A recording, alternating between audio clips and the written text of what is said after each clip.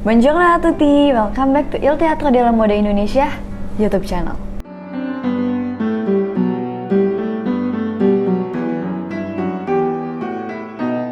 Oke, setelah kemarin kita membahas tentang history fashion in Milan, yang bagi yang belum nonton silahkan nonton itu dulu, karena hari ini kita bakal melanjutin ke yang lebih modern, fashion brand in Milan. Hari ini kita akan membahas historinya Prada.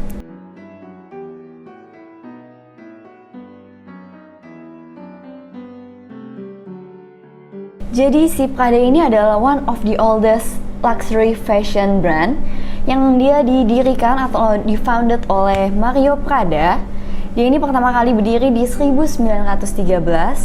Si brand ini awalnya dia cuman leather shop yang didirikan di Galleria Vittorio Emanuele II.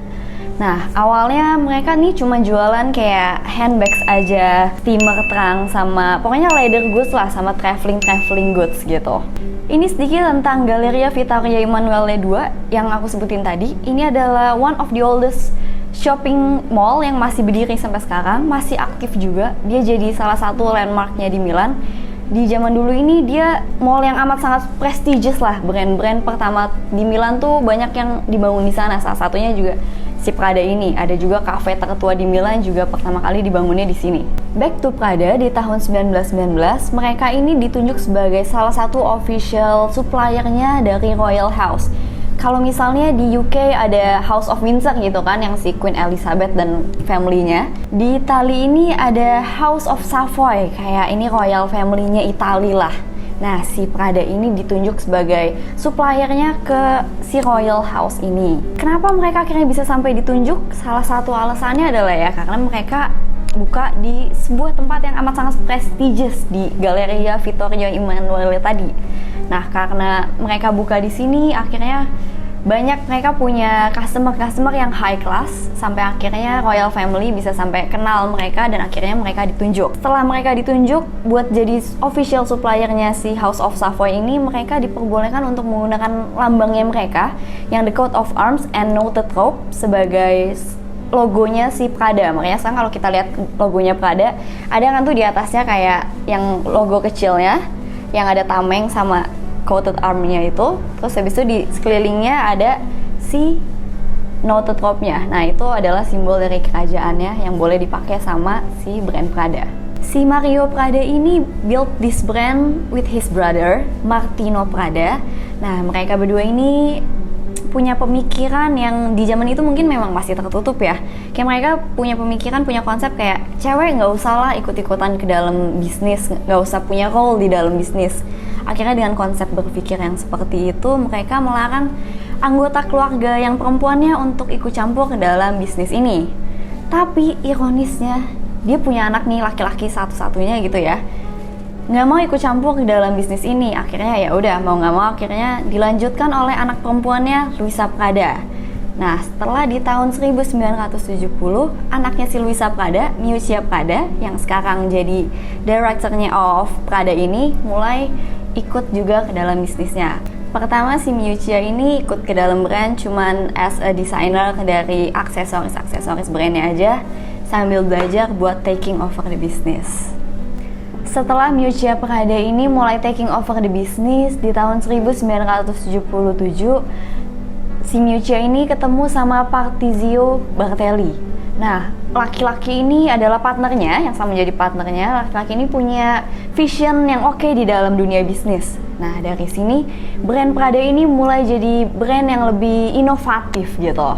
Di tahun 1979, si Prada ini nih punya pemikiran kayak, aduh, gue bikin apa ya yang kayak berbeda lah dengan yang lain. Karena yang sekarang gue lihat nih terlihat old and boring and bourgeois gitu.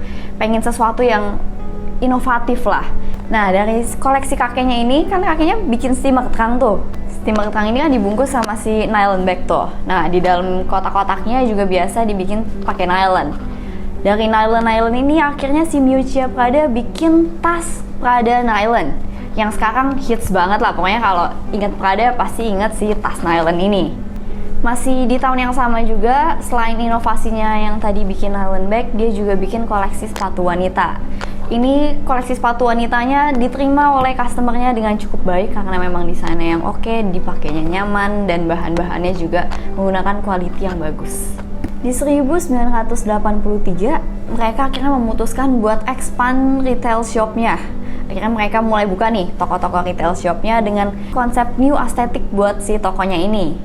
Mereka pilih warna light green, kayak ijo-ijo muda yang kayak sedikit lemony gitu buat si cat tokonya gitu. Jadi suasananya new aesthetic dengan warna green ini. Nah, akhirnya warna green ini di dunia fashion amat sangat terkenal dengan The Green Store. Pasti kalau The Green Store pasti Prada atau Prada Green. Kalau Prada Green pasti warna hijaunya ya si hijau toko itu. Toko dengan konsep ini pertama kali didirikan di Milan juga, di Via della Spiga. Via della Spiga adalah street jalanan di mana toko-toko retail fashion brand berkembang banget sampai sekarang juga masih. Pokoknya kalau lewat jalanan situ pasti ya pengen belanja lah, itu semua toko-toko yang oke ada di jalanan itu. Nggak cuma di Milan aja, akhirnya mereka expand ini toko-tokonya sampai ke luar negeri juga. Mereka bikin di New York, Madrid, London, and Tokyo. Di tahun 1884, si Prada ini merilis tas klasik Prada. Nah, si tas klasik Prada ini mempunyai desain yang sleek and simple-simple aja, sesuatu yang anak muda bisa lebih pakai lah. Memang target marketnya di sini younger generation yang nggak terlalu luxury. Dengan konsep yang sama, di tahun 1888, si Miuccia ini dan timnya memutuskan, ayo kita masuk ke dalam dunia ready to wear.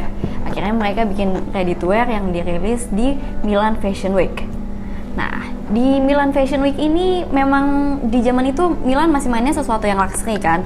Makanya si brand Prada ini dengan ready to wear ini sedikit susah untuk diterima di negaranya sendiri. Tapi malah dengan konsep ini mereka boom di New York karena memang di New York ini targetnya udah mulai masuk ke yang younger generation. Dari sini akhirnya mereka mulai expand juga ke negara-negara besar lainnya, masuk ke pasar Cina, pasar Jepang, dan pasar USA. Tepatnya di tahun 1993, si Miuccia ini pengen buat sesuatu yang lebih Miuccia gitu, yang bukan sesuatu yang terlalu Prada gitu. Akhirnya mereka bikin lagi satu brand, anaknya si brand Prada ini, si Miu Miu. Miu Miu ini punya konsep yang lebih free spirit lah, yang memang terlihat jauh lebih anak muda gitu. Di tahun yang sama mereka nge-launching Miu Miu ini, mereka juga bikin satu lagi, Prada Uomo, yang target marketnya adalah laki-laki. Mereka bikin atasannya, bikin sepatunya, jadi full score lah, full collection. Nah, collection ini dirilis di Milan Fashion Week juga.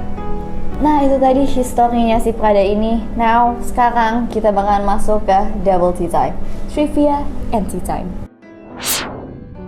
Number 1, si Prada ini nggak cuma main di dalam dunia fashion aja, tapi mereka juga jadi salah satu art foundation. Salah satu artis yang mereka sponsori adalah Steve McQueen. Di sini mereka membantu Steve McQueen ini untuk mewujudkan impiannya punya art exhibit. Number 2, pada suatu point si Prada ini nggak cuma main di dunia art aja, nggak cuma fashion aja. Tiba-tiba mereka juga melenceng sampai ke dunia digital. Mereka kerja sama LG untuk bikin Prada smartphone.